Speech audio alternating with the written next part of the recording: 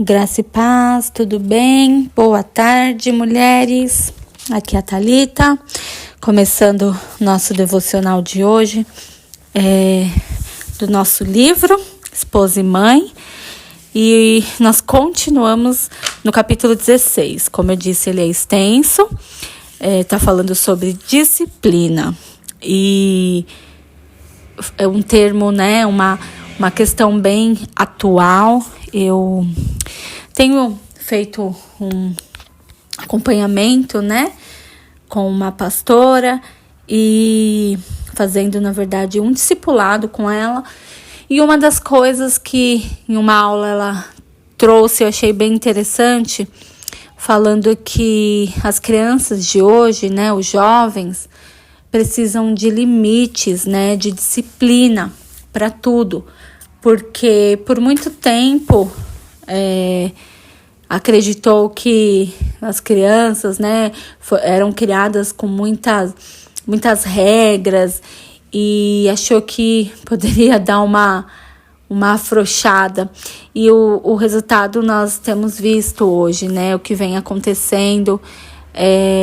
Pais que acham, né, se colocam no lugar de amigo dos filhos, sendo que nós precisamos lembrar que nós não somos amigos, nós somos pais. E o nosso papel principal é educar, é ensinar o caminho, né? E é claro que é difícil, porque hoje em dia o mundo está completamente diferente, mas nós precisamos olhar para a palavra, né, que não muda. Nós precisamos viver de acordo com a palavra, né? Então, o Senhor tem nos chamado mesmo para voltar às origens, voltar para aquilo que Ele nos deixou como um exemplo. E a disciplina, irmãs, faz parte da nossa vida, né? Começar em nós, nas disciplinas espirituais, na disciplina do autocuidado, na disciplina com a nossa casa, na disciplina na criação dos filhos. E isso requer tempo, é cansativo, é desgastante, mas se nós não investirmos tempo nisso, que são as coisas mais importantes, nós colheremos os frutos, e muitas vezes amargos disso, né? Mas o Senhor nos chama para parar e olhar, né, para trazer de volta essa questão para nossa vida. Amém? Não vou mais me alongar, vou começar aqui a leitura. E continuando, o título de hoje é Como Treinar. Então ela vai exatamente porque eu acabei de falar. A Bíblia também nos ensina como agir. Disciplina não é coisa que se ensina de uma vez. A Bíblia estabelece um método. Porque é preceito sobre preceito, preceito e mais preceito, regra sobre regra e regra mais regra. Um pouco aqui, um pouco ali. Em Isaías 28:10. Este é um versículo. Que ilustração magnífica sobre o treinamento dos filhos. Não pode ser feito de uma vez só. Nós tínhamos um vizinho que pensava que uma boa educação sexual para os seus filhos podia ser dada fazendo-os sentar em uma poltrona e ler um artigo bem escrito sobre este assunto. Ele cria que se fizesse isso, seria suficiente para que ficassem sabendo tudo o que é necessário sobre o assunto. Ao encontrarmos alguém assim, nós pensamos, como pode ser tão tolo? Mas somos também muito tolas quando acreditamos que podemos treinar os nossos filhos ensinando cada coisa uma vez e depois ficamos horrorizadas e perdidas quando descobrimos que aquilo que julgávamos sob controle surge de novo. O que precisamos compreender é que com o treinamento também precisa ser contínuo. Preceito sobre preceito, preceito e mais preceito, regra sobre regra e regra e mais regra, um pouco aqui e um pouco ali. De novo, Isaías 28:10, Bíblia. À medida que os filhos vão crescendo, nós devemos ensiná-los a aceitar certas atividades no lar sem dar muitas explicações. Sei que isto contraria as opiniões que prevalecem atualmente, pois os especialistas, entre aspas, afirmam que devemos explicar tudo aos nossos filhos. E aqui eu faço um parêntese de novo, que foi o que eu acabei de falar, né? Como se nós fôssemos amigos dos nossos filhos e tivesse que explicar tudo para eles, né?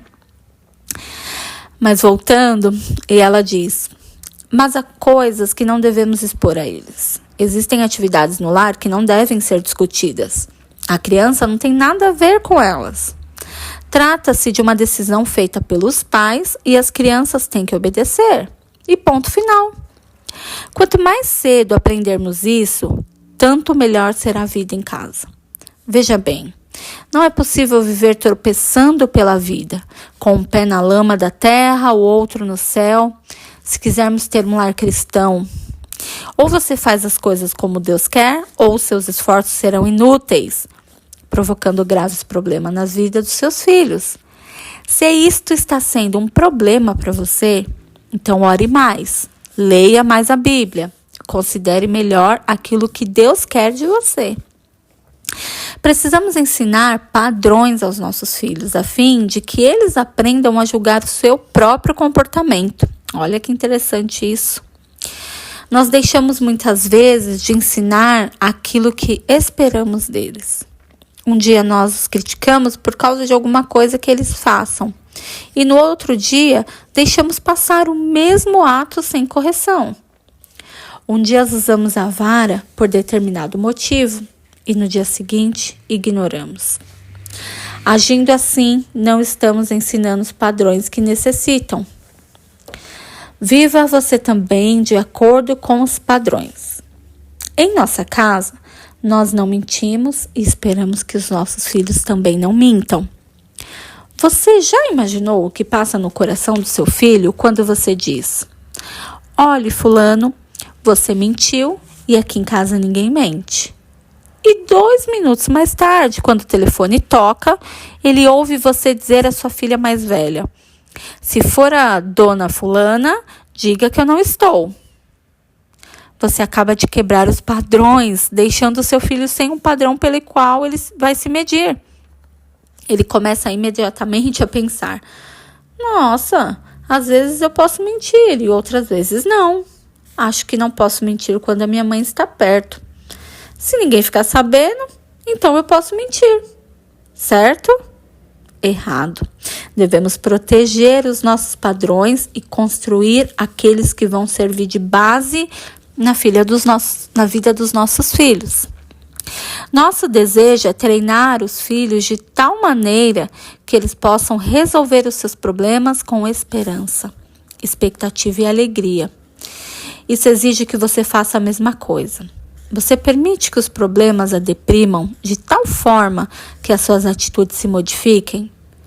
Se você age assim, está então esperando que o mesmo aconteça ao seu filho. Assim que começar a enfrentar problemas na escola, ele ficará abatido, se sentirá diminuído. Irá perder aquela alegre esperança de poder resolvê-los, em vez de chegar em casa e dizer: tive um problema na escola hoje. Seu desejo é que os filhos lhe contem seus problemas, a fim de que você possa ajudá-los a resolver. Mas se eles virem que você não sabe enfrentar problemas, não vão procurá-la, a fim de ajudá-los em seus próprios problemas.